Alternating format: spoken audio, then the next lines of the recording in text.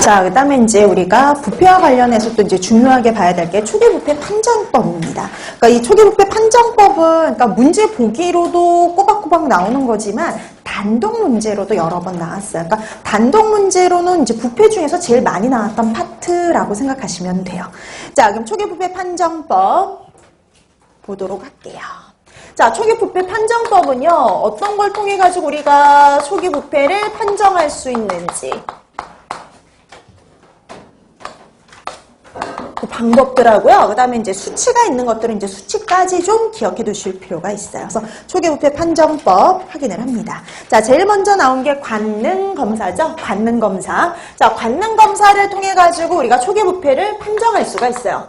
또 관능 검사 그러면 가장 기초적이고 보편적인 검사죠. 자, 가장 기초적이고 보편적인 검사인 관능 검사를 통해서 우리가 초기 부패를 판정을 할 수가 있는데요. 관능 검사는 말 그대로 이거는 사람이 갖고 있는 감각기관을 통한 검사라고 보시면 돼요. 사람이 갖고 있는 감각기관인 후각, 시각, 미각, 촉각 이런 것들을 통한 검사죠. 후각, 코를 통해서. 그 다음에 시각, 눈을 통해서, 미각, 입을 통해서, 촉각, 만져봐서 손의 촉각을 통해서 하는 검사들이죠. 그래서 시험 항목들 보세요. 후각을 이용한 냄새.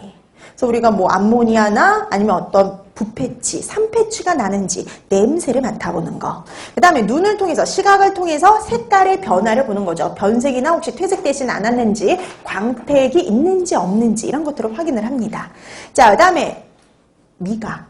입을 통해 가지고요, 맛이나 이렇게 맛이 이상한 맛이 나는지 비정상적인 맛이 나는지를 확인할 수가 있죠. 촉각 만져보는 겁니다. 만져가지고요, 식품이 탄력성이 있는지 혹시 점액 물질이 만들어지진 않았는지 이런 것들을 확인하는 검사가 관능 검사예요. 네, 여러분 이 관능 검사는 장점이 뭐냐면요, 검사가 쉬워요. 비용도 저렴하죠. 빠른 검사가 가능하다라는 장점이 있지만 단점은요, 사람마다 느끼는 개인차가 존재합니다. 그래서 여러분 객관성이 떨어져요. 그래서 객관성이 좀 떨어질 수 있는 검사. 그래서 왜냐하면 수량화, 수치하기가 어렵다 보니까요. 또 개인차가 있다 보니까 객관성이 좀 떨어질 수 있다. 자, 그래서 우리가 그 관능 검사 뒤로 이제 객관적인 검사들이 나와요. 수량화, 보통 수치화를 통해서 하는 객관적인 검사들. 그 객관적인 검사에 먼저 나온 게 바로 미생물학적 검사가 있죠. 자, 미생물학적인 검사, 우리가 세균수를 통해 가지고요, 지금 이게 초기 부패 상태인지 아니면 신선한 상태인지를 확인할 수가 있는데요. 보통 이때 보는 건 일반 세균수입니다. 일반 세균수가 식품 1g 중 10의 7승 내지 8승일 때를 초기 부패 이렇게 판정을 하죠. 그래서 10의 7승 내지 8승일 때 우리가 보통 초기 부패라고 판정을 해요. 보통 안전한계는 10의 5승으로 보고 있죠. 10의 5승. 그래서 뭐 식욕이나 어육 같은 경우도 마찬가지예요. 그래서 균수가 식품 1g 중에요, 10의 7승 내지 8승일 때를 초기 부패, 10의 5승까지는 안전한계 이렇게 보는데요. 근데 이것도 단점이 있어요. 객관적인 검사지만 단점은 존재합니다. 자, 이렇게 특히 우리가 일반 세균수, 미생물학적인 검사의 단점이라 볼 수 있는 것 중에 하나가 바로 뭐냐면요, 우리가 이 미생물 검사는요, 뭐 1시간 만에, 뭐 30분 만에, 뭐 이렇게 짧은 시간 내에 할 수 있는 검사가 아니죠. 그래서 단점 중에 하나가요, 측정에 많은 시간이 소요된다는 거.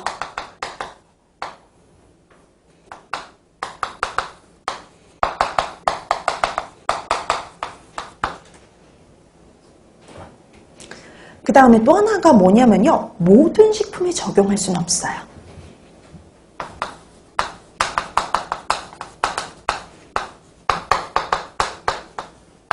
모든 식품에 적용할 수는 없어요. 왜냐하면 우리 그 대표적으로 적용할 수 없는 식품의 대표적인 게 뭐냐면요, 유산균 음료들이요. 그럼 유산균 음료들 일반 세균수 검사하면 세균이 막 10억 개, 막 10의 6승, 8승, 뭐 10의 10승 이렇게 나와요. 그럼 유산균 음료의 균수가, 일반 세균수가 10의 10승 나왔다고 해서 그게 부패된 걸까요? 아니요. 오히려 몸에 좋은 유산균이 많이 들어있다 이런 의미잖아요. 그래서 모든 식품에 다 적용할 수 있는 건 아니에요. 자, 그래서 뭐 이런 단점도 있지만 이런 일반 세균수를 가지고 우리가 객관적으로 초기 부패 상태를 판정할 수 있다 이렇게 보시면 되는 겁니다. 자, 그 다음에 세 번째, 화학적인 검사들이 나와요. 자, 그럼 화학적인 검사에 우선 제일 먼저 나온 게 뭐냐면 VBN, 휘발성 염기 질소들이요. 휘발성 염기 질소 VBN 값을 가지고 우리가 초기 부패를 판정할 수가 있어요. 휘발성 염기 질소라는 건 말 그대로 휘발성이 있는 질소를 함유한 성분들이거든요. 대표적인 것들 한번 보세요. 암모니아, 트리메틸아민, 다이메틸아민, 에틸아민, 여러분들이 알고 있는 아민들, 이런 것들이 여기 들어가요. 자, 이런 것들이 들어가는데 우리 잘 알고 있는 히스타민은 여기 있어요? 없어요? 없어요. 아까 그랬죠? 히스타민은 휘발성이 없어요. 그래서 휘발성 염기질소에 들어가지 않아요. 자, 그래서 암모니아, 트리메틸아민, 다이메틸아민, 여러 가지 아민들, 아까 탈아미노 반응에 의해서 탈탄산 반응에 의해서 만들어진 다양한 휘발성 아민들이 여기에 들어가고요. 자, 이런 것들을 검사해서 얼마 있을 때 우리가 초기 부패라고 판정을 하느냐면요, 30에서 40mg 정도 함유되어 있을 때, 30에서 40mg %일 때, 이때를 우리가 초기 부패 이렇게 판정을 해요. 그러니까 이런 것들이 다 보기로 나왔고, 초기 부패 판정법으로 옳은 거 옳지 않은 거 찾으라는 문제, 이런 것들 기본적으로 나옵니다. 자, 근데 여러분 요거는 어떤 의미냐면 30에서 40mg %지는 뭐예요? 백분율이죠. 백분율. 이건 이런 의미예요. 식품 100g 중에 30에서 40mg이 함유되어 있다. 이런 의미예요. 그래서 여러분 왜 경기도 문제는요, 간혹 우리가 매번 이렇게 주로 이제 책에서 많이 사용하는 단위 대신 다른 단위를 써서 표현하기도 해요. 이걸 이렇게 바꿔도 상관없죠. 30에서 40mg per 100g. 그러니까 100g 중에 30에서 40mg 함유되어 있다. 이 말하고 같은 거죠. 이렇게 표현하나, 이렇게 표현하나, 같은 말입니다. 그래서 이렇게 경기도에서는, 그러니까 모든 책엔 다 이런 식으로 표시가 되어 있어요. 30에서 40mg %. 근데 실제 시험에 이렇게 나왔단 말이죠. 근데 이게 같은 말인지 알아볼 수 있으면 돼요. 이게 백분율 100g 중